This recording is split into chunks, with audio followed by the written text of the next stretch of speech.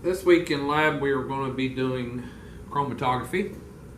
Chromatography is the separation of two or more compounds or ions caused by their molecular interaction with two phases, and we'll talk about those two phases in just a moment. We're going to be looking at two different kinds of chromatography this week. You'll be exposed to thin layer chromatography,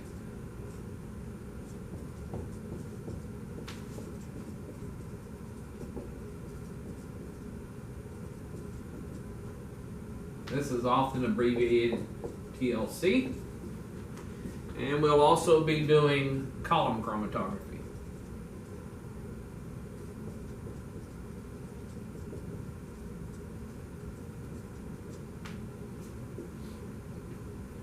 Let's talk about the two phases that I had mentioned up here in the definition. So the two phases, one is the mobile phase,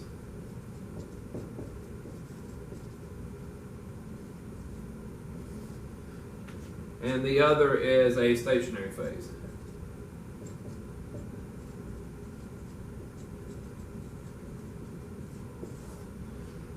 The mobile phase is often called the elute, and it is just a solvent.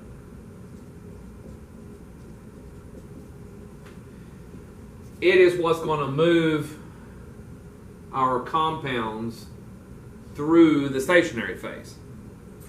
The stationary phase is what is actually doing the separation. There's two primary stationary phases that are most commonly used. There are several different stationary phases out there, but the two that's most commonly used is silica gel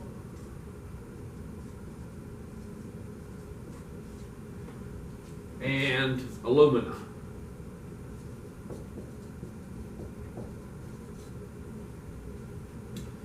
Or also called aluminum oxide. The formula for silica gel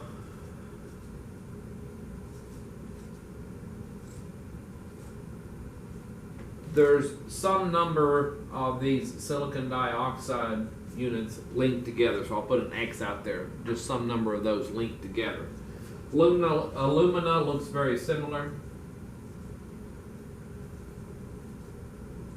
Aluminum oxide, there's some number of those linked together. Of the two, the alumina is the more polar of the two. It's more polar than the silica gel.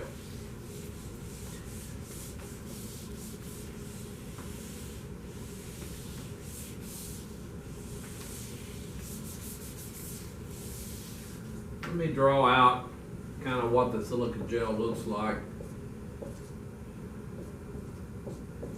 So these are all linked up. Just some number of these linked.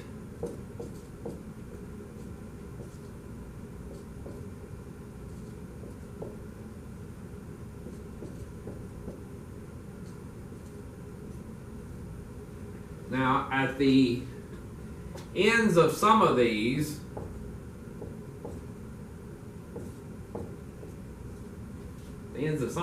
some of these have negative charges on them. Most of the oxygens are neutral, but some of them will have a negative charge. So as our molecules are going to get absorbed to these stationary phases, and then the mobile phase will make our molecule, dissolve our molecule off of the stationary phase and make them move through. But it's the stationary phase itself that is doing the separation. The mobile phase has no effect on the separation. The mobile phase only affects it how fast they move through the stationary phase. So it affects the speed at which the compounds will move, but does not separate the compounds. The stationary phase is what's doing the separation. Let's talk about the thin layer chromatography first, the TLC.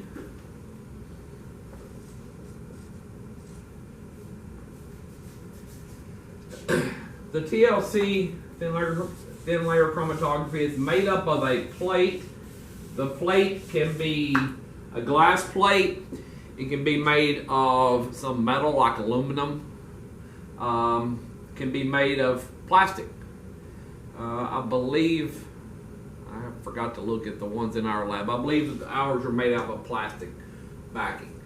So it's a little piece of plastic, and on the front of that is a thin layer of silica gel. Now you can buy silica gel or alumina. The ones that we're going to use this week, the thin layer plates are made from silica gel.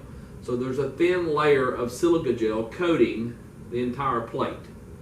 The other side has nothing on it. So you'll see the plastic backing, and it'll be the shiny side. The rough side is the side with the silica gel on it.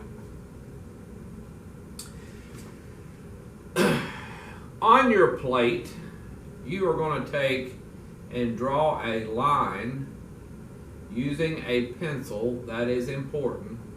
You'll draw a line about 1 centimeter from the bottom. Use a pencil.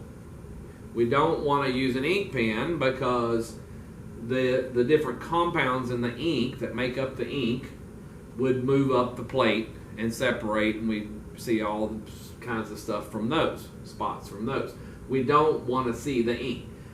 Pencil made of graphite, not going to do anything. Now, when you draw your line, don't use a mechanical pencil. Get an old-fashioned pencil and make certain that it's dull. Make certain that tip is dull. You do not want to scratch the silica gel.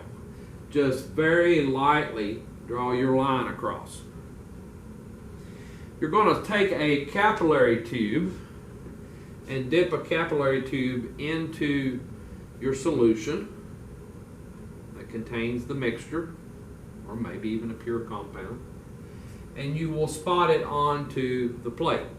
You spot it by taking the plate and the capillary and just briefly touching the plate and bringing the capillary off of the plate. Just touch it and bring it back up. The longer you leave it in contact with the plate, the bigger the spot will get. It keeps pulling more liquid out of the capillary and you get a big spot. We'll talk about problems with that in just a moment. We want little small spots. So we'll spot our mixture. Now this week you're going to spot three things on here. You'll have, we'll put it here. You'll spot your mixture. You're going to spot pure ferrocene. We're separating two compounds. And then at the last one, you'll spot pure acetylferrocene. So our mixture has both of these compounds in it. And we're going to watch the mixture separate, and then we can identify which one is which based off the pure. Now, as I mentioned, when you spot these, we want nice small spots. You want a spot about the size, if you look at your procedure, a printed out procedure here, about the size of the letter O. No bigger than a capital O, somewhere between a lowercase o and a capital O in a normal type font. That's what you're looking for. Any bigger than that, you've got problems, and we'll talk about that in just a moment. Now, our plate is going to go into a beaker that contains our solvent.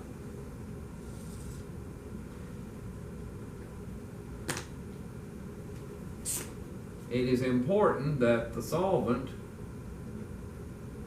the amount of solvent, is below our spots. If you put too much solvent in there, if we had solvent maybe up to here, the solvent would just dissolve the compounds off of the plate. That's not what we want. So we need to make certain that the solvent level is below our line here with the spots on it. Well below. Now what's going to happen, The solvent, our stationary, our mobile phase, is going to travel up the plate through capillary action, and as it does, it's going to dissolve our compounds and carry the compounds with it as it goes up the plate. So as these go up the plate, they're going to move a certain amount because of their interaction with the stationary phase.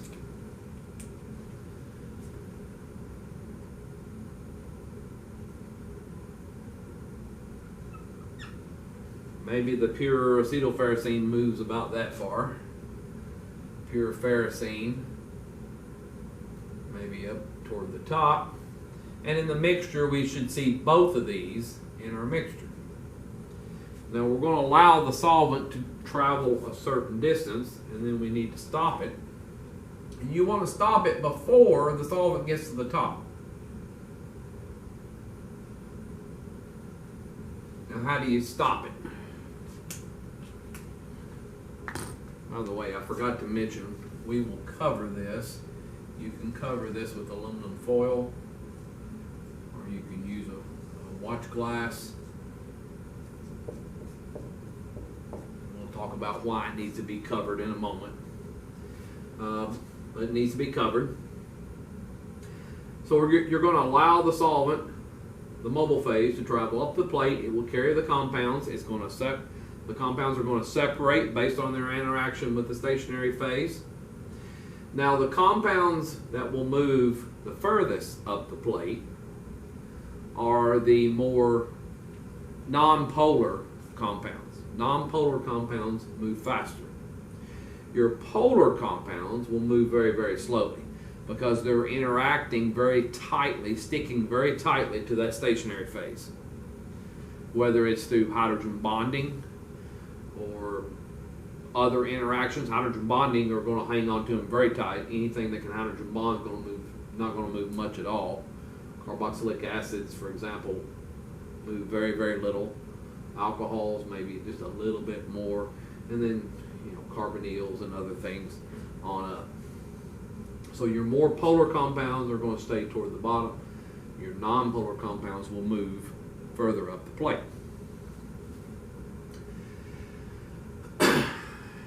Now, I mentioned we need to cover the top with aluminum foil. If you forget to put the aluminum foil or a piece of put a watch glass or something like that on top, if you don't have anything on top, what happens is as these things move up the plate, as our solvents coming up the plate, carrying these things, the solvent is evaporating all that time because there's nothing on top here. So the solvent evaporates and goes out in the atmosphere. And so these spots are the solvent always evaporates from the top of the plate, from the highest point. And so all these spots are going to be higher than they should be if you didn't have it covered. They'll be much higher than they're supposed to be. Now, we are going to characterize these, and a physical property of compounds is an RF value. This is a physical property of any compound. You can measure an RF value doing TLC. Let me just put my foil back on, that bugs me. RF value is the distance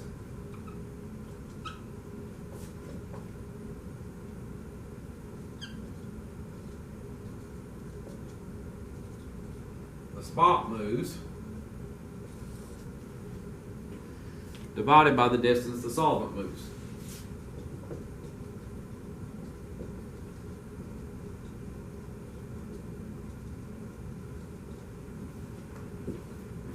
So, as we let this come up the plate, solvent's moving up the plate, carrying everything with it.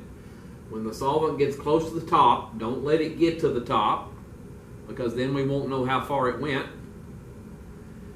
before the solvent reaches the top of the plate, we want to stop it. The way you stop it is to simply pull the plate out of our beaker. Pull it out, and then the solvent, you can blow on it if you want to, or just leave it sitting there. The solvent will evaporate, and the compounds are stuck right where they're at. Now, as soon as you pull the plate out, take your pencil again and mark where the solvent went to, because it's going to evaporate and we won't know the distance the solvent moved. So as soon as you take the plate out, very quickly mark where the solvent went to, because we need to know that distance. Now we're going to measure the distance the spot moves, and the distance the spot moves is from our original, where we spotted originally. Let me get some of this junk off here.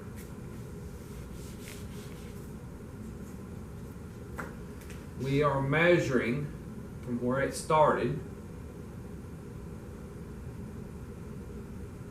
to where it ended up. That's where the spot goes.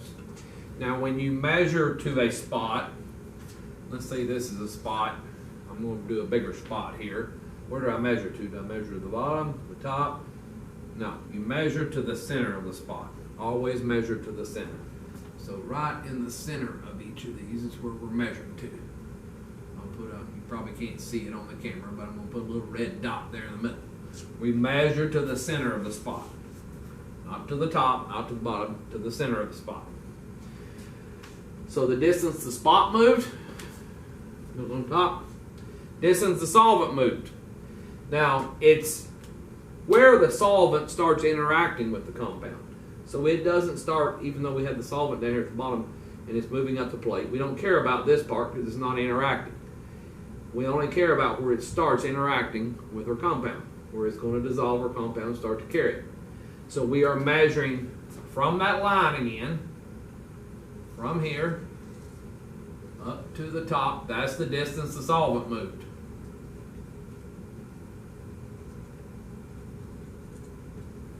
You're not measuring from the bottom of the plate, you're measuring from that line again. From the line where we spotted our compounds originally. So that distance that the solvent moved will go on the bottom. Now it doesn't matter what units you use. You can use centimeters, inches, millimeters, whatever. You can see the units would cancel out. So an RF value is unitless. The maximum RF value that you can possibly have is 1. The minimum RF value is 0. So all of our values will be somewhere between 0 and 1. If it was a 1, that meant the spot moved the same distance as the solvent. If it's 0, it means the spot didn't move at all. And so our values would be somewhere in between. Now, the choice of solvent is important.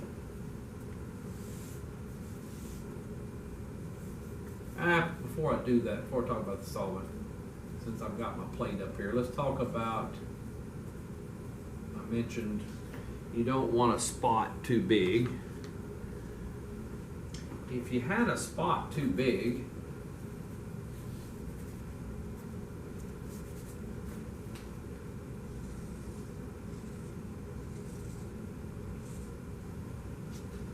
say we spotted it and we had a spot that big. Now this was our mixture. And it's supposed to separate into 2 compounds. Let's say we got a compound that's red and one that's green. It's supposed to separate into 2 compounds. But you may not, they're not always colored. Most of our organic compounds are colorless. And you can see if they were that big, they were so big, you can imagine they would overlap and we couldn't see the 2 compounds. You know, this is supposed, if you've done it really small, if you've done your normal size, then this would have separated into a small size, another small size, and you can see the separation. We can measure individual RF values for those. Too big of a spot, you're going to see a big blob. You're not going to be able to tell the difference in them. So that's a problem there if we make our spot too big.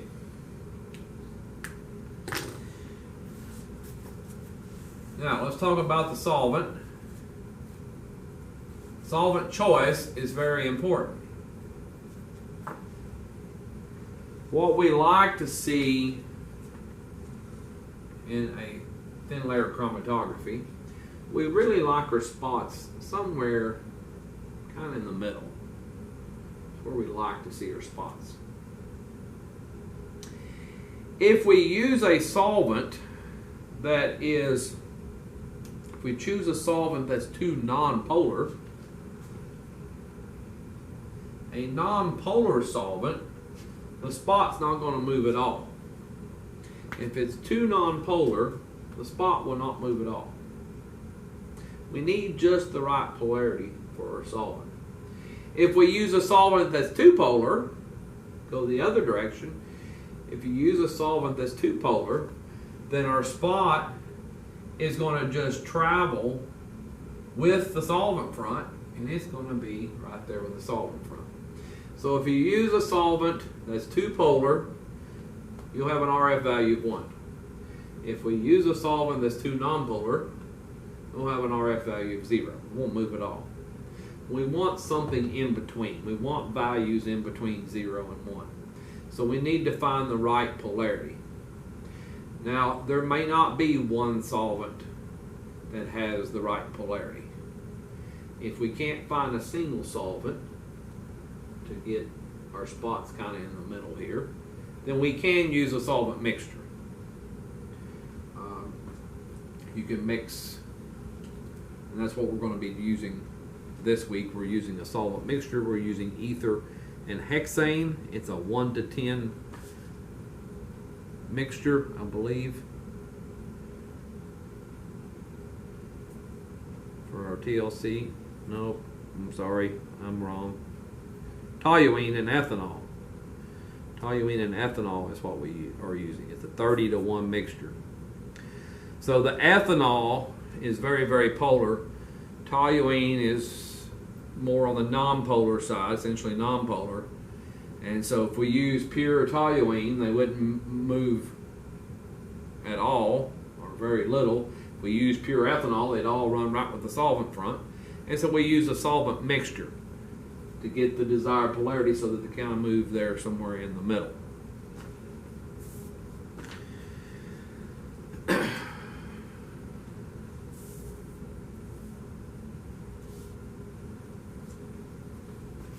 Okay, so you're spotting the three things you're spotting. You're spotting a mixture, and we already have them made up, a mixture, and then the pure ferrocene and the pure acetylferrocene.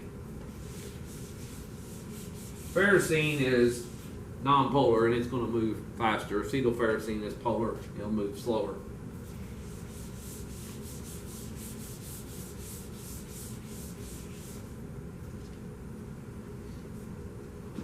Now I have a chart in your procedure on the last page of your procedure.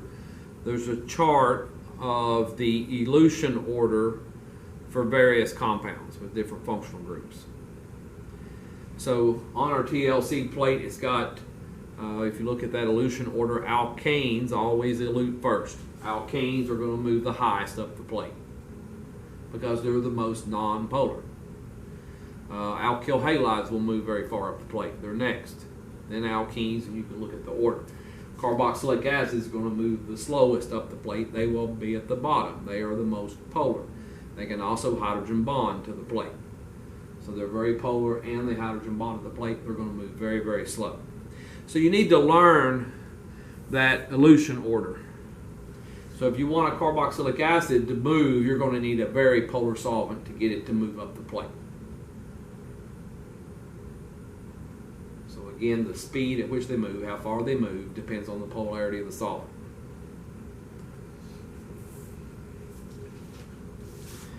Let's talk about column chromatography. We're also doing column chromatography. Column chromatography is basically the same, essentially the same thing. For our column, though, we're going to use alumina just to give you experience with both of those stationary phases. And the column, you have a column in your kit. It's up in your kit. It's up at the top, the big long column, not the little short one that we use for fractional distillation. This is the long column up at the top of your kit, and it has a little connector that sits at the. It's going to connect onto the bottom there. It's got a white frit inside that's going to hold everything in, and then you will connect a stopcock to this. And the stopcock got a little knob there that we can turn and stop it or open it up and let everything flow through.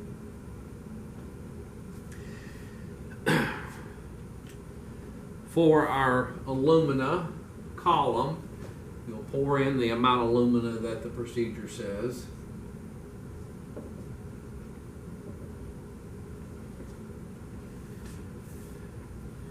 You're going to have your mixture on the top.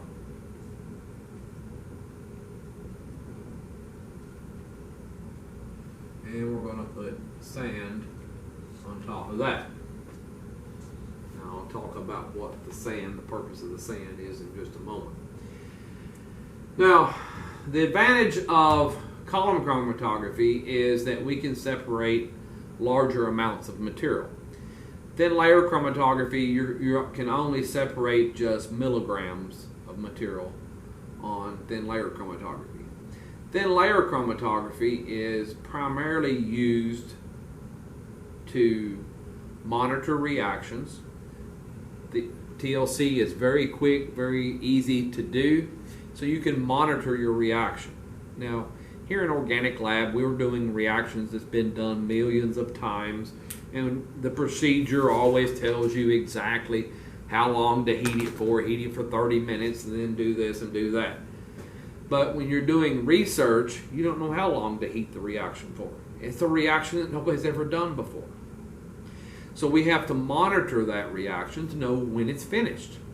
And one of the ways is to use TLC. TLC is very fast, very easy. So we keep taking TLCs and watching for the starting material to disappear in some new spot to appear. And that would be the product. And you keep heating it, keep taking TLCs until all the starting material is gone. And then we know we're finished. So that's one of the uses of TLC, is to monitor a reaction. The other use of TLC is to find the right conditions for a column. Column chromatography can separate massive amounts of material. There's all different sizes of columns. I mean, I've seen columns as tall as the ceiling here to separate really large amounts of material. So you can run any size column depending on how much material you need to separate. But before we run a column, especially a large column, we want to find just the perfect conditions. Find the right solvent. We need a mobile phase that's not too polar, because then the stuff moves right with the solvent front. Wouldn't have time to separate. If it's too non-polar, they're not going to move at all. So we can use the TLC to find the perfect conditions for our column. We like things to move, as I mentioned, on a TLC plate somewhere in the middle. Find the right conditions to separate the compounds, and before we run our column. So that's the second use of TLC. So it's used to monitor reactions, used to find the perfect conditions for a column. Now, we have our mixture on top, and the procedure tells you how to fix all of this, put everything together. But you have your mixture on top. It is very important that this column stays level. We need this top to stay level, we need the bottom to stay level. And then as we elute with their solvent, the compounds should separate. Now, why does it need to be level? As we elute with the solvent, the compounds should separate. And we'll have, say, a little band of, I'm going to use different colors here, a little band of red and a little band of maybe green. And they'll keep moving down, and the green one is going to come off the column first. And then they'll keep moving down, and then the red one will come off the column. So you would collect it, say, in a beaker or an Erlenmeyer flask. We collect all the green one. When the green one is all off, we shut off our column and take and put another beaker under there to collect the red compound. And then we have them separated. You got a beaker with the red one and a beaker with the green one. Now, by the way, our compounds that we're separating, the ferrocene and acetylferrocene, they are colored as well. One of them is a yellow color and one of them is an orange color. But I don't have orange and yellow markers, so I'm doing red and green. Now, if the top wasn't level or if the bottom wasn't level, then you can imagine the problem. I think you can quickly see the problem. If the top wasn't level, where our mixture was, everything moves just like that top was. So if it was slanted, then everything that moves down slanted, just like we started. Yes, they separated, but they're slanted as they move down. And as this starts to come off the column, it comes off from the bottom here. You can see in the beginning, maybe in the beginning we get a little bit of pure green compound, and at the end we might get a little bit of pure red compound, but most of this is going to come off as a mixture. And we didn't accomplish our goal here. We're trying to separate them. But you can see as this comes off the column, there's some green on this side and some red on that side. And they would pour right back into the same beaker there. So you're going to have mixture. So we need to have that top very, very level. And the bottom needs to be level. Now the bottom's not a problem because we've got a frit at the bottom. So it's already level. But you need to make certain that your top is level, so that our compounds will come down level. Now we have to elute with some solvent, so you're going to be pouring solvent in. And oftentimes when you pour the solvent in, maybe you mess all of this up. You had it nice and level, had the top nice and level, and then you pour your solvent in, and all the solvent poured on this one side, and now it's crooked. So the purpose of the sand is to protect the surface of our column. And again, our column is aluminum this week, so it protects the top of that aluminum. If we mess up the sand, that doesn't matter. If we're pouring in our solvent and the sand messes up, and maybe the sand looks like that, that doesn't matter. See, the column, the top of the column is still level. So everything as it moves is still going to stay level like that. And they can separate, come off level. So that's the purpose of the sand. Doesn't matter if the sand gets messed up. So we put that up on top. It's inert. It's not going to react with anything.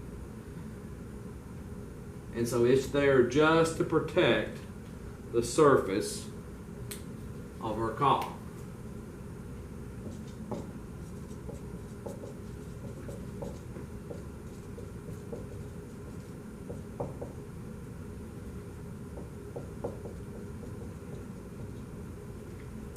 Now, as far as how things elute on the column, it's the same order as the list that I gave you, except it's upside down. Because the column, we use gravity, the solvent flows down the column due to gravity. On our TLC plate that we had, everything went up the TLC plate because of capillary action. So the TLC plate, we're moving up, column, everything's moving down. So on your list of elution order that I gave you, just flip it over and that'll be the elution order for our column. The alkanes, which are non-polar, they're going to move the fastest, and they would come off the column first. Just like on the TLC plate, they moved the furthest up the plate. They moved the fastest up the plate. They moved the fastest down the column. So they're going to come off first. We talked about with the TLC plate, carboxylic acids move very slow. They're always at the bottom of the plate. Same thing with the column. They move, carboxylic acid is going to move very slow. So they're going to be like the last thing that comes off the column. So that elution order holds true for the column. It's just, you got to remember which way things are going. Things are moving down. So the alkanes are going to come off first. Carboxylic acids will come off last. Just upside down from what the column, from the TLC that we had talked about.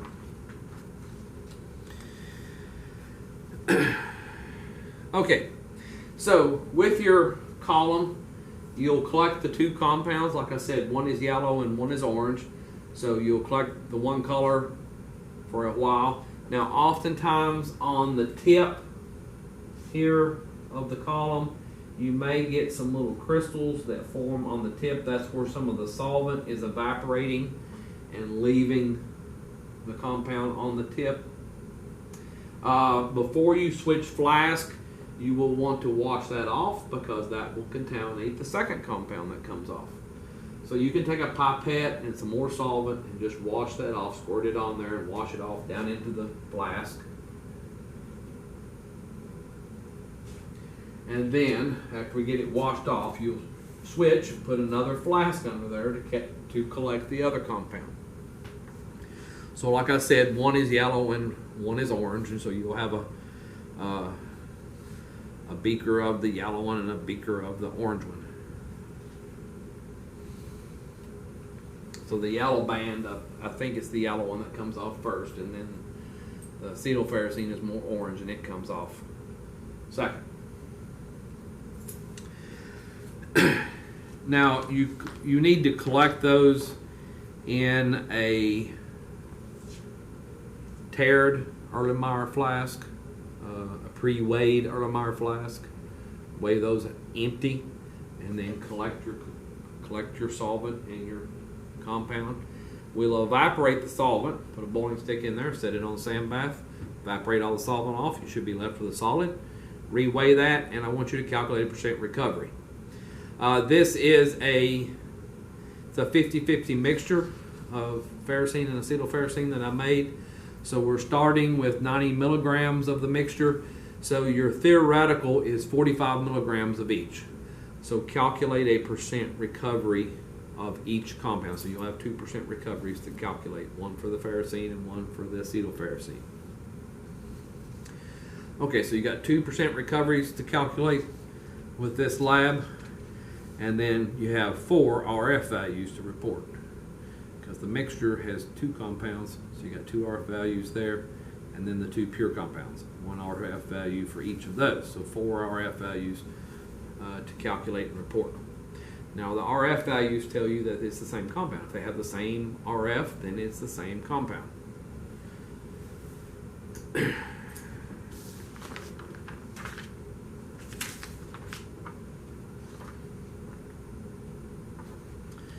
When we run a column, it is important that we don't have any major air bubbles in the column. Let's talk about what happens. So this is a problem with the column. Let's talk about what happens if we have some big air bubbles.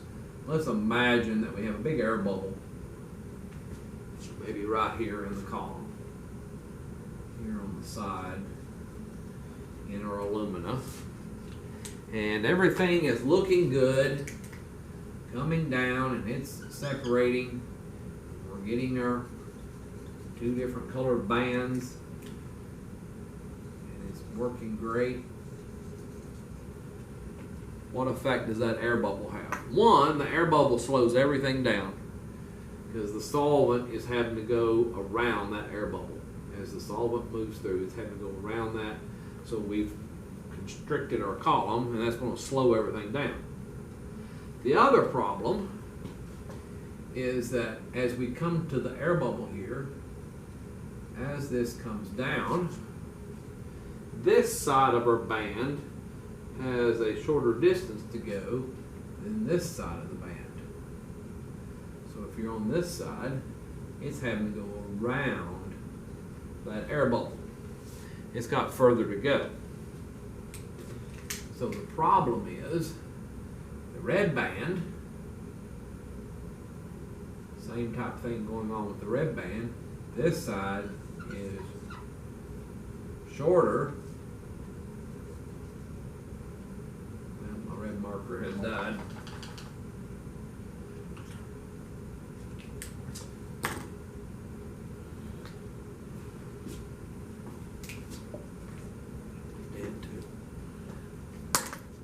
Okay, we'll go to blue.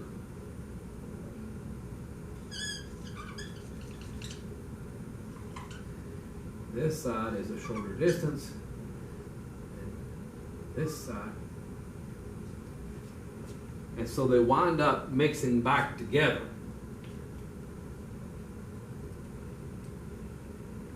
The green one there on this side got further to go. You can see that is maybe about the same distance as the blue one on this side. The green one over here going having to go around the bottom is a bubble. Is about the same distance as the blue one going straight past it. So you wind up getting some of it mixed back. Yeah, we'll get a little bit of green coming off pure, and at the very end we might get a little bit of blue coming off pure, but it's going to have a lot of mixture. Some of this mixes back because of the different distances it has to travel around that air bubble. So we don't want air bubbles. They'll cause mixture and they will slow the column down. So, when we can avoid the air bubbles when we go to make the column.